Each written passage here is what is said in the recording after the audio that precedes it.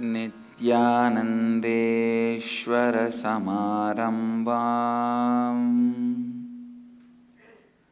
नित्यानन्देश्वरिमध्यमाम् अस्मदाचार्यपर्यन्ताम् वन्दे गुरुपरम्पराम्.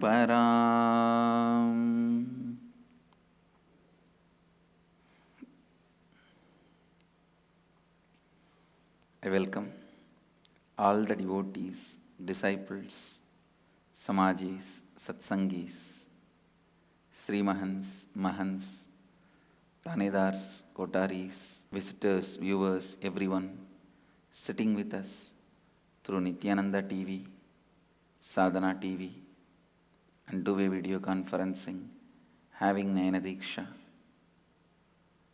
Cities sitting with us through two-way video conferencing, having Nayana Diksha.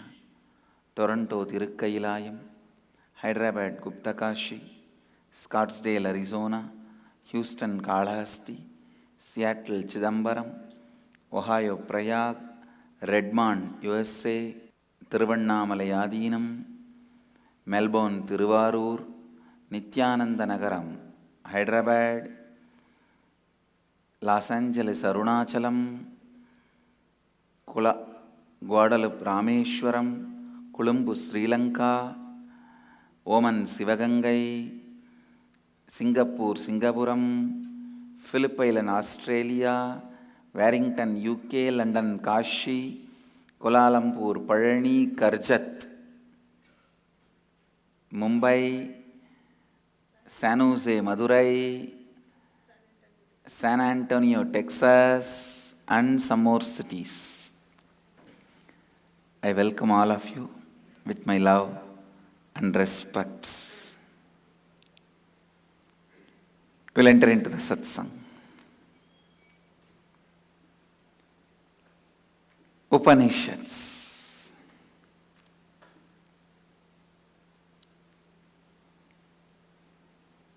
The more I remember this word, more is pouring out.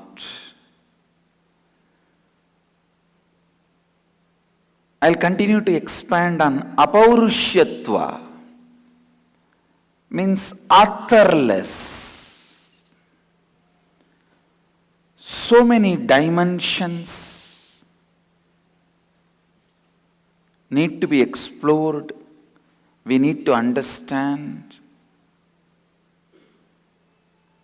about this concept of Apaurushyatva, authorless.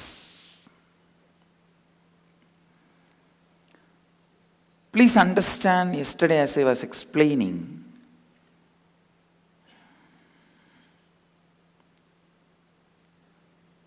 any idea,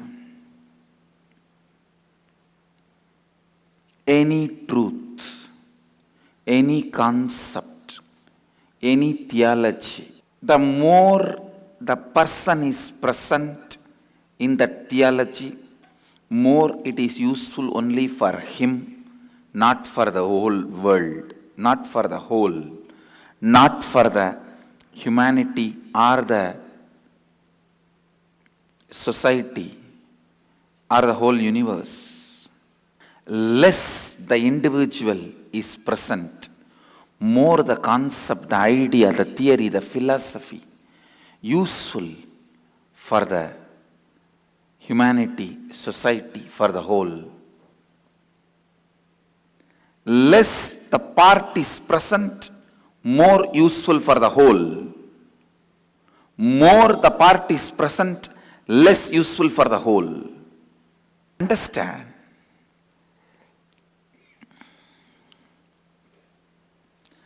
Less the individual is present, more the truths, concepts, ideas are useful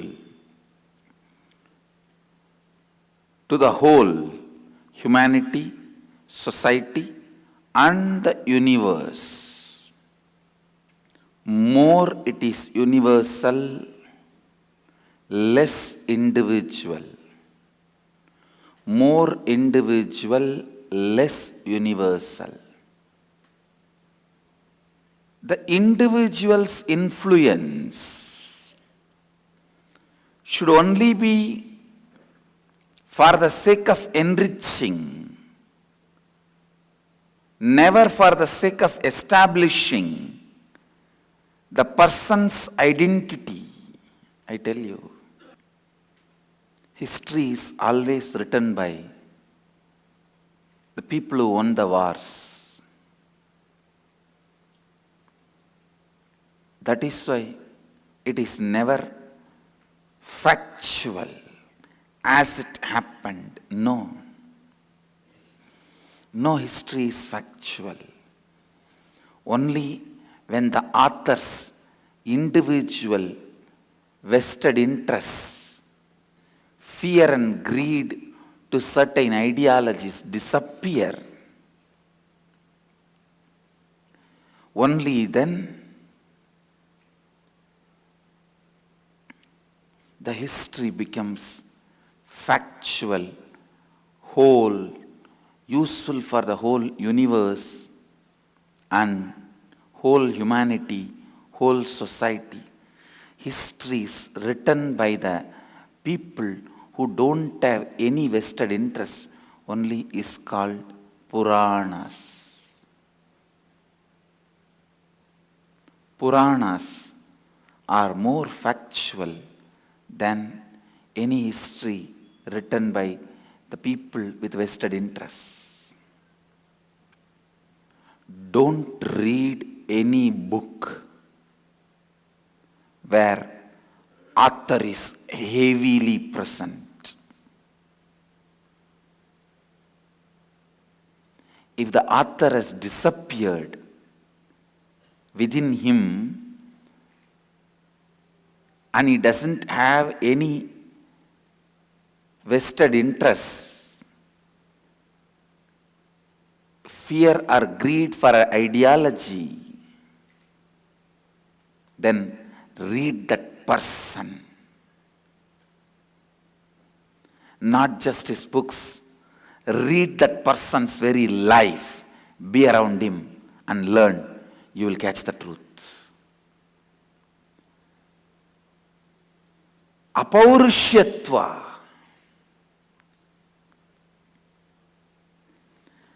Even if author wants to establish his name, there is a corruption. There is a reason. There is a vested interest. There is a fear or greed. Sometimes authors don't put their name, but they put some popular person's name. Because they wanted that popular identity to protect their work. That is why so many works are attributed to Adi Shankara. Only when the individual is absent, his personal vested interests, fear and greed disappears, dissolves. He becomes a pure channel for the existence to sing its own existence.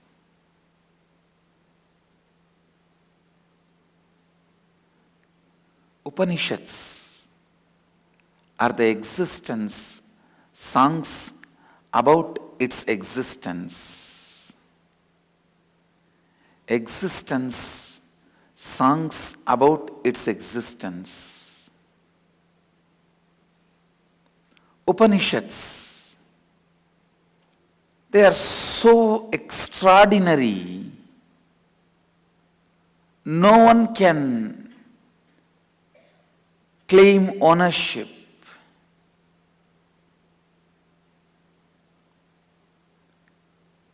All human beings put together from the beginning.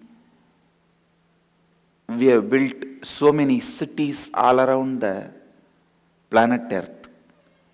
But can all of us put together claim? Even after all this work, can we claim ownership for the planet Earth? No. It is too big to claim ownership.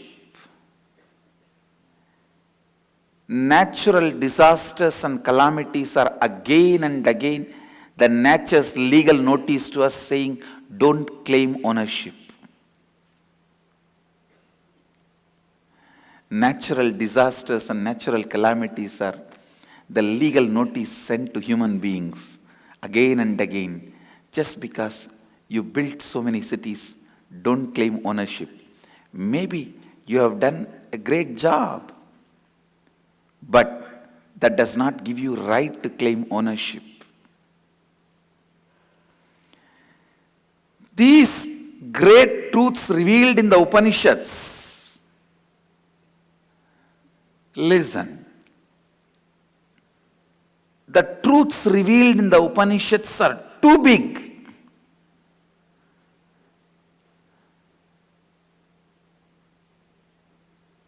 Just because through you it got revealed, you can't claim ownership. It is foolishness to claim the ownership for a country because you found the sea route for the country. Yes, you might have found the sea route, but you can't claim ownership for that country because of that. Just because you have found earth is round, you can't claim ownership for that earth. The truths revealed in these Upanishads are too vast, too big.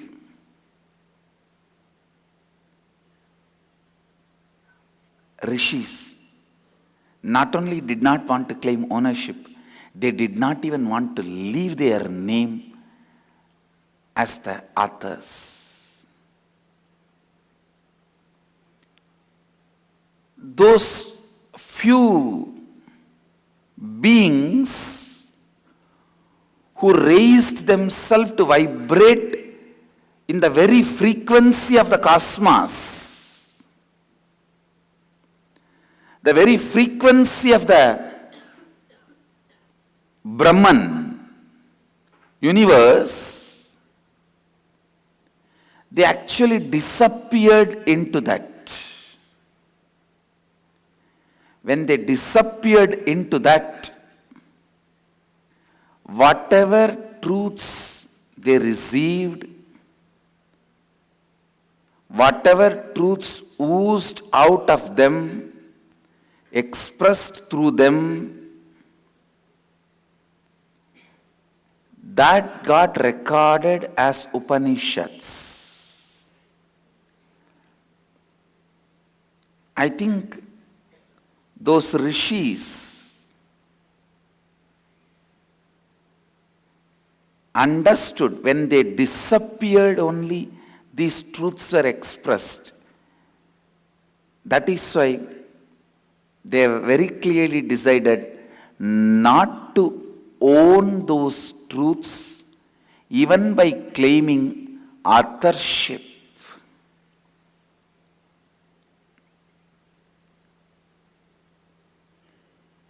I tell you,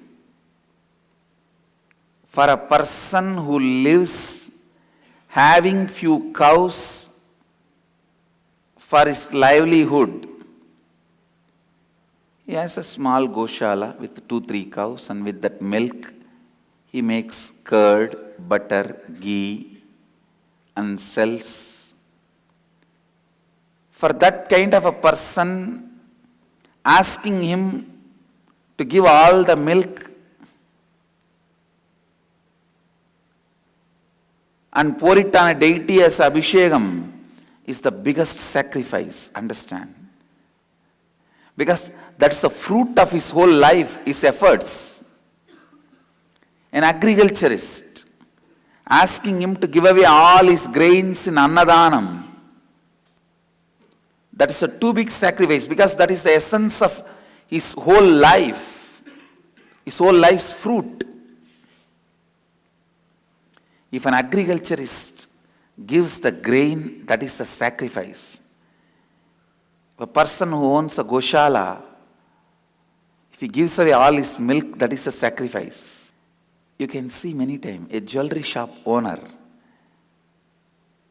I have heard many times when people go to them for donation, they will give money but never gold, because somehow sentimentally they feel that is their life. And same way, a textile shop owner, he may give money but never clothes, because he feels that is his life. I tell you, same way, a writer giving up his name and authorship without mentioning his name is the biggest sacrifice. That is the biggest sacrifice. If you are an author, you will understand what I am saying. If you are a writer, you will understand. And especially after expressing such lofty ideas, I tell you, any dust, if it digests Upanishads, he will sit as Mahadeva. He will become Mahadeva. Any Shava digests Upanishads will become Shiva. The strength, the energy, enthusiasm, excitement, life, knowledge, bliss, intelligence, the way it gets infused into you, I tell you, Upanishads can make any Shava into Shiva.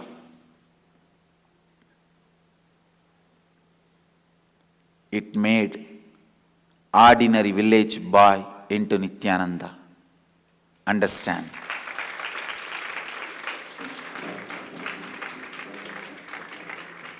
Upanishads, I can tell you from my experience, it made me, it can make you, anybody into Mahadeva, Shiva. Whenever an author gets into the greed of how better I can perform, he will hit an inner space called author's block. Please understand. Whenever the greed, how better I can perform, enters into the inner space of the author, he hits at the blockage called author's block. He will be struggling now. What words he has to put? What should he do?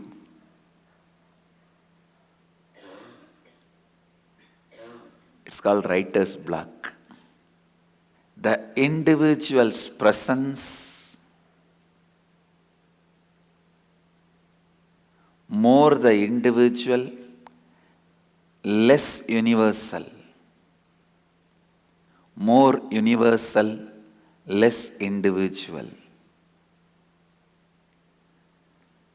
This very apaurishyatva, authorlessness, makes Upanishads authentic, most authentic scripture. When the historian's individual vested interest disappears, history becomes truthful, factual. When the scientist's vested interest disappears, science becomes universal and useful. I tell you, most of the scientific researches in the modern day are aimed towards bringing the conclusion which is useful for the person who is funding the experiments and researches. Nowhere the Satya is the goal. Nowhere the truth is the goal. It is very rare people stumble upon the truth. If you want the truth, go behind the scientists who don't have anybody funding them for any vested interests. Because I am doing a lot of researches in the field of yoga, Kundalini, meditation. We have already done so many breakthrough researches. Last Haridwar and Varanasi Inner Awakening, the research we have done and established now proves beyond any doubt the power of Kundalini in the field of anti-aging. What medicines are able to do,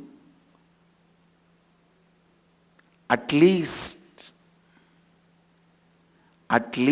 because medicines are able to do only 5% of what we were able to do, we were able to cause more than 200-300% the anti-aging effects on the human body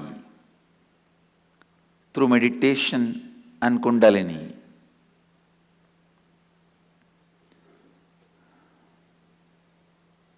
Understand, but the field of scientific research,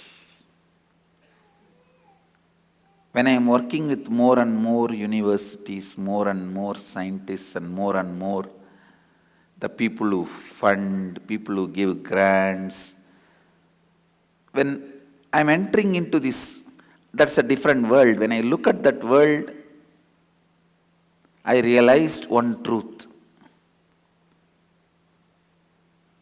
There is nothing scientific about any scientific experiments. I am very open. Most of these surveys, researches, most of them are funded by some people aiming to prove some ideas, concepts, truths, which is useful for them. For them to establish something in which they have vested interests, they go on funding this kind of researches and they get the result they want. It is like conclusion is already arrived, then researches are conducted. Not that hypothesis is supposed to be explored. Hypotheses are just explained by the researchers. A real research should be exploring the hypothesis. A real investigation should be exploring the truth. When the vested interest enters, the truth dies. This apaurishyatva, authorlessness authenticates the power of these truths. Let me be straight, honest, truthful to you all.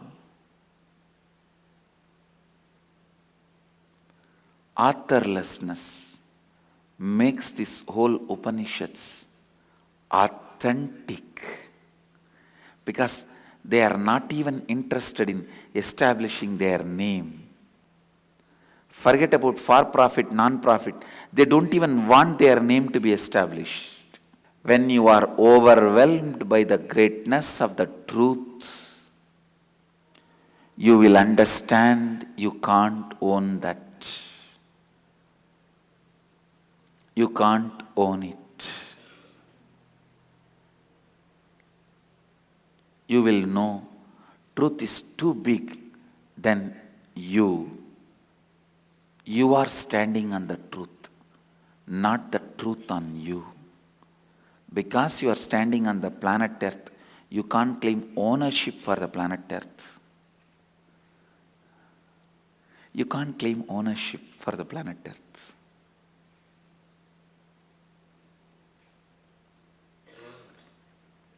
Because you are standing on planet Earth, not the earth on you. The great rishis discovered these truths are universal. It should not be corrupted by identifying them with any individual.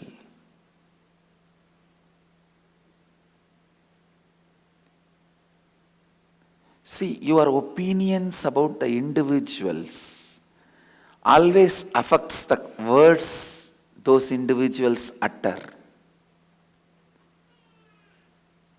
Some of the greatest truths uttered by Vivekananda, which is universal, but the moment you decide he is a Hindu monk, you don't listen to him. Whole universe doesn't listen to him. Only Hindus listen to him. Some of the greatest truths revealed by J. Krishnamurti. It is universal, but the moment you decide, oh, he is an Indian guru, whole world doesn't listen to him. Only Indians tend to listen to him.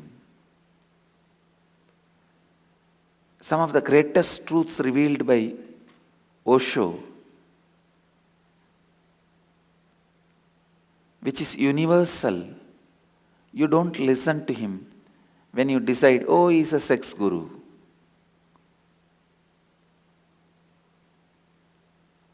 Just your opinions about some people shuts your listening about some of the great truths they revealed.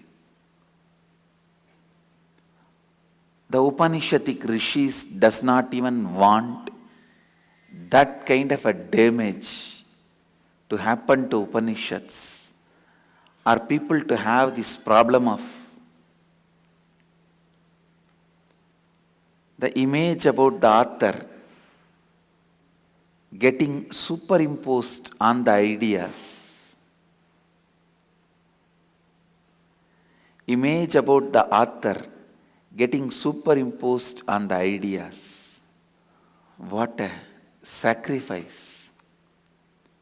What a magnanimous sacrifice of these Upanishadic rishis. A businessman, if you tell him don't show your face anywhere and try to become popular, just make money, he will be very happy.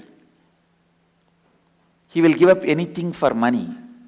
But if you ask him to give up money, he won't, because he built his whole personality on that.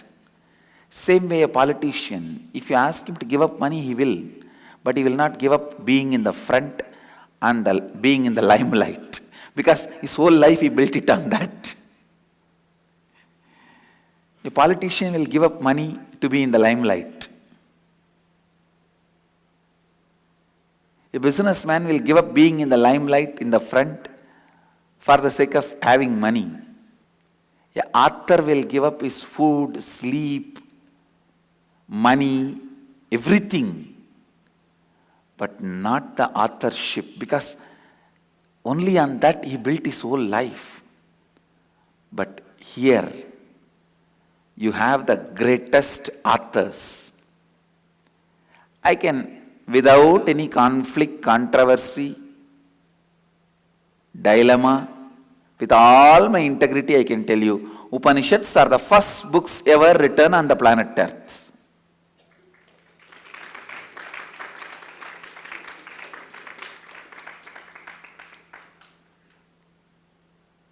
Here are the authors, the first book. And what a maturity. Tyagarajas, the king of sacrifices. And I tell you, Upanishadic ideas, as long as they are alive, they will keep the planet Earth exists.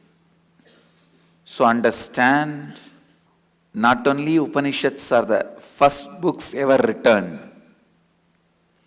If at all planet Earth is going to end, Upanishads will be the last book, because only as long as these truths survive, the earth will survive. If these truths are gone, earth will go. Upanishads are the first book and will be last book. If at all there is an end. I can say, just to keep these truths alive, only still planet Earth is alive. After the audacities and atrocities of the human beings, if still this planet Earth is left to be alive, it is only to keep these Upanishadic truths alive. Because, please understand, only human beings, planet Earth, has these great truths with them. Neither devatas, gods, nor asuras, demons, are hardwired to receive and radiate these great truths. It is only human beings. If the devatas wants to live the truths of Upanishads, they have to come to planet Earth.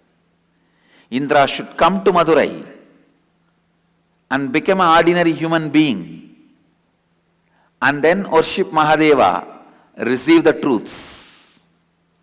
Even the Digbalagas should come to Thiruvannamalai, worship Mahadeva and receive the truths.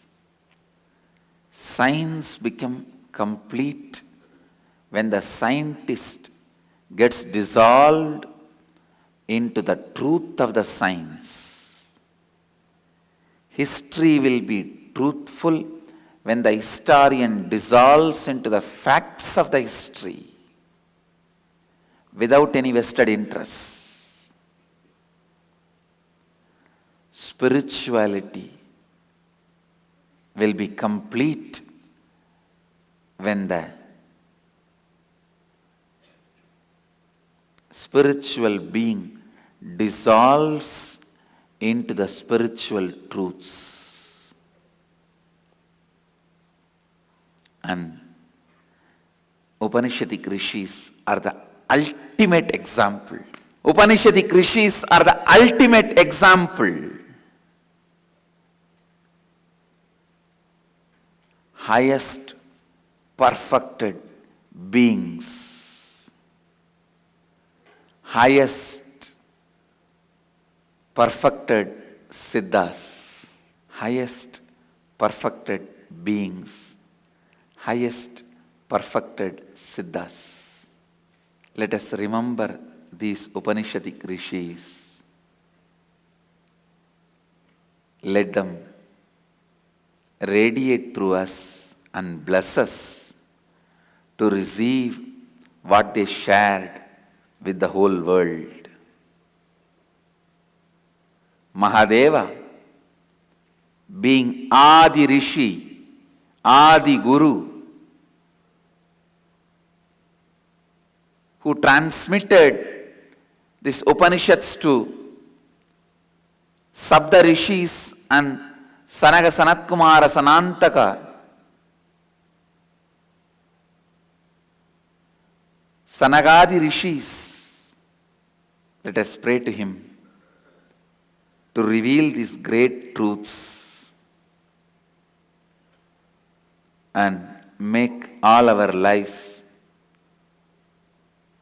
complete and experience Shivoham, Shivoham, Shivoham.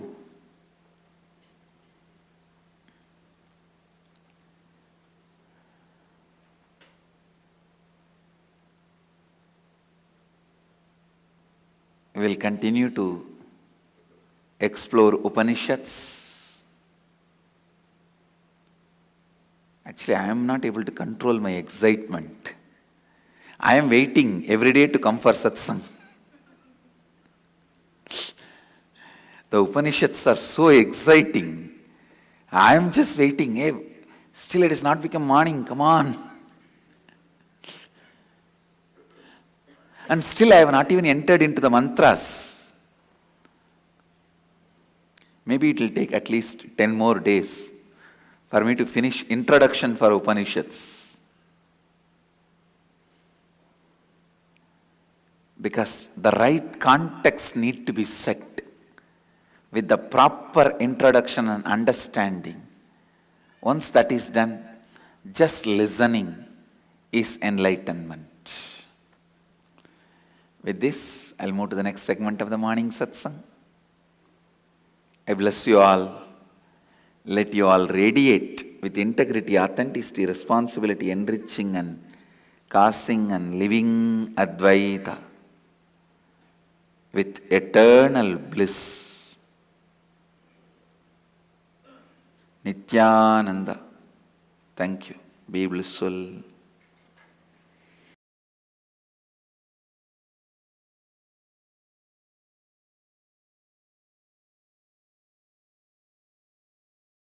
Nityananda Dhyanapitham, Nityananda Nagar, off Mysore Road, Bidadi, Bengaluru. Phone 08027279999. www.nityananda.org. www.youtube.com/Life Bliss Foundation.